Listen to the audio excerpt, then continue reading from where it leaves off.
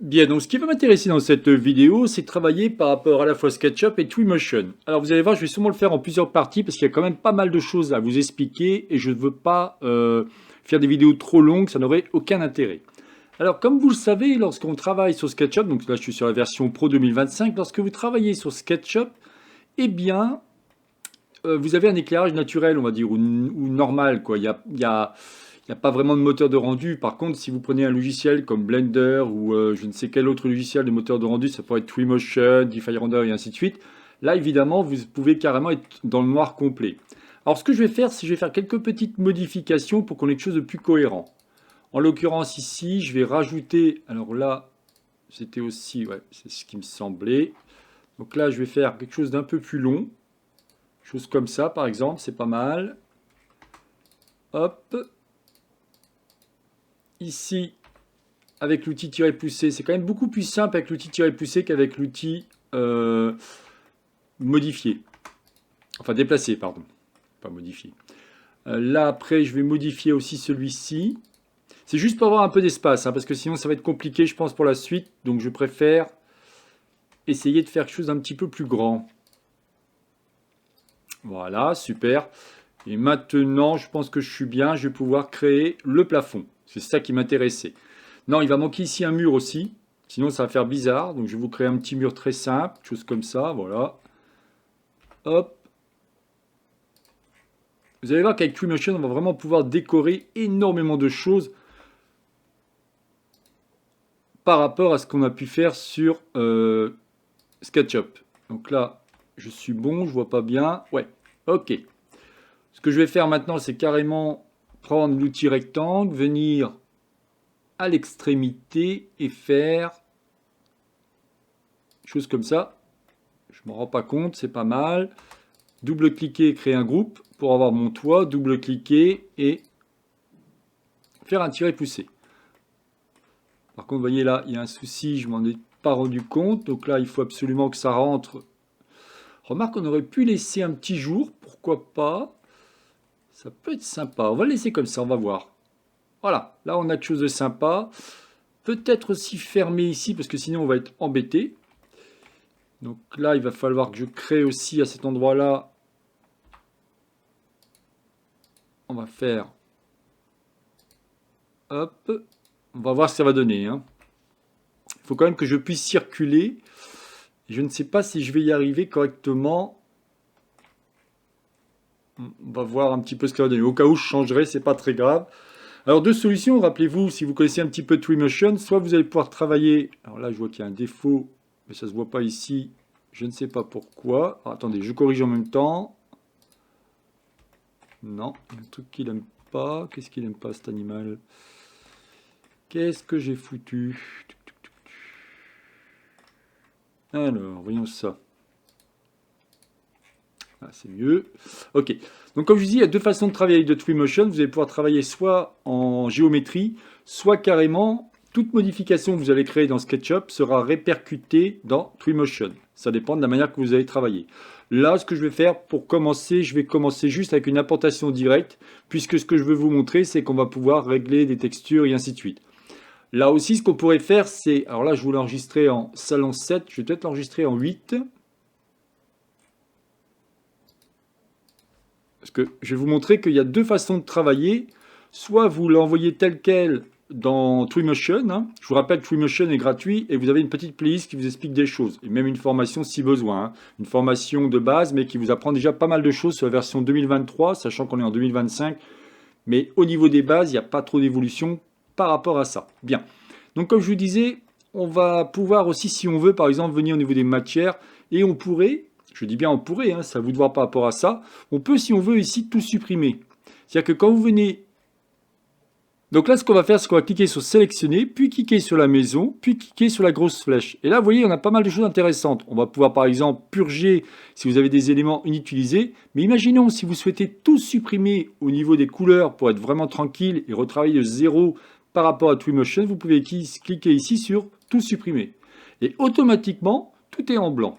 Bon, pour l'instant, je fais un CTRL Z. On verra après si ça vaut le coup ou pas. Encore une fois, ce sont des essais, des tests que l'on voit tranquillement. Et je vous dis, je ne vais pas faire des vidéos trop longues, je vais juste vous montrer ce qu'on va pouvoir faire. Bien. Partons maintenant dans Twinmotion. Alors là, je vous ai créé une nouvelle scène. On va venir ici dans Starting Base et on va supprimer celui-ci. Comme je vous disais, on va importer celui-ci en mode géométrie. Cliquez sur Ouvrir et on va récupérer. Alors, est-ce que je l'ai enregistré? Je n'ai pas fait attention. On va voir le 8. Ouais. On va cliquer directement sur Ouvrir. On va laisser tel quel au niveau de la fusion. On va laisser en garder les hiérarchies. Au cas où ça, c'est pas coché, pensez à le cocher pour bien, enfin, cliquer pour bien voir les différentes options. UV en haute précision, on va laisser comme ça. Conversion unité, c'est automatique. Oui, c'est très bien. On va voir ce que ça va donner. Vous allez juste avoir un décalage au niveau du sol, mais ça, c'est pas grave, c'est un détail. Donc, vous voyez, il est en train de tout refabriquer. Alors là, je suis très lent, donc j'appuie sur 4 pour avoir une vue un peu plus rapide. Voilà, on a quelque chose comme ça. Vous voyez que de suite, comme je vous disais, on a un éclairage, mais peut-être qu'il est global par rapport à mon ambiance. Si je viens ici, voilà, vous voyez, on peut se mettre dans le noir. Dans ces cas-là, on ne va plus voir grand-chose. C'est par rapport à l'heure, en fin de compte. Ce qui est assez fou, c'est que malgré tout, j'ai un éclairage global, ben, il va traverser ma scène. Bon. Quand on va cliquer ici sur scène salon, vous avez une flèche qui apparaît ici. On va le descendre un peu pour qu'il touche un petit peu le sol. Voilà, chose comme ça, c'est pas mal. Alors, ce qui peut être vraiment sympa, c'est comme je vous disais, on a évidemment, là je vais trop vite, donc j'appuie sur 3 ou 2, ça dépendra. Quand je viens en cliquant sur l'œil, quand je viens ici sur la vitesse, vous voyez, on a la vitesse ici de 6 à 1. Donc là aussi, regardez ma playlist, je vous ai fait quelques vidéos assez sympas pour vous expliquer au moins les bases par rapport à Twinmotion. Bon. Ce que j'aimerais faire par exemple, c'est, imaginons, je voudrais changer, pourquoi pas, déjà lui ça ne me va pas du tout. Alors le problème qu'on va rencontrer, c'est que là c'est la même texture. Donc je risque d'avoir un mur qui va être de la même texture. Ça, j'y ai pas pensé, vous voyez. Donc là, je suis embêté parce que, en plus, c'est le même objet. Ouais, ça va être compliqué. On va voir, mais je pense que ça va pas être possible. Même en cliquant ici et en prenant un matériau, par exemple, je vais prendre ici du bois. Si je veux prendre un parquet, vous voyez que malheureusement, tout l'ensemble est répercuté. Pourtant, ici, je suis en quoi? En remplacement de matériaux. Et si je veux dire appliquer à ma sélection, on va voir. On va revenir en arrière. Moi, je veux sélectionner, c'est que lui. Mais vous voyez, il me sélectionne tout, donc c'est pareil, ça va pas marcher. Si je viens ici, ouais, ça va pas. C'est dommage parce que vous voyez, de suite, on a quelque chose de sympa. Alors dans ces cas-là, ce qu'il faudrait faire, c'est mettre une couleur différente. Voilà pourquoi, comme je vous expliquais, vous avez deux façons de travailler. Soit vous cliquez ici quand vous cliquez sur import, soit vous cliquez en géométrie, soit je viens ici, vous cliquez en direct link. Et dans ces cas-là, vous pouvez faire une modification directement dans votre SketchUp et faire ce qu'il faut. Bon, pour l'instant, on va essayer comme ça, on verra après. C'est pas très grave.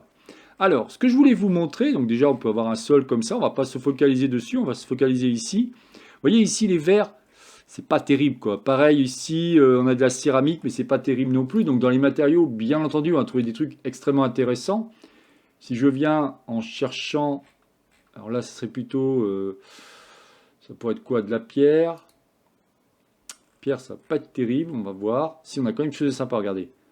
Si je prends lui, alors il faut que je clique dessus, parce que là, si vous regardez bien, je suis en mode, donc on va plutôt appliquer à l'objet. Si je viens ici, ouais, on peut voir quelque chose comme ça. Bon, c'est pas terrible, hein. Là, j'ai pas. Alors, et ça serait pas mieux. Ça sera un peu mieux. Vous voyez, pareil, par rapport au vert, on va pouvoir cliquer ici et on va voir énormément de types de verre. C'est quand même extrêmement intéressant. Par exemple, si je veux un verre comme ça, je vais venir ici. Vous voyez, là, on va avoir quelque chose comme ça. On a quand même quelque chose déjà de plus sympa, plus réaliste, je dirais. Mon bois, le bois, il n'y a aucun problème, hein. Donc si je reviens ici, il a repris la même. Là, pareil, je pourrais mettre, pourquoi pas ici, changer un peu, on va prendre un bleu. Ouais, je fais juste un glisser, hein. C'est tout ce que je fais. Vous voyez le problème qu'on rencontre ici, par exemple, si je voulais changer le bouchon, malheureusement, comme ma forme, alors si je reviens dans SketchUp, ici, je n'ai qu'un groupe. Et ça, il ne sait pas, il est un peu chiant avec ça. Donc il aurait fallu créer ici un groupe de mon bouchon.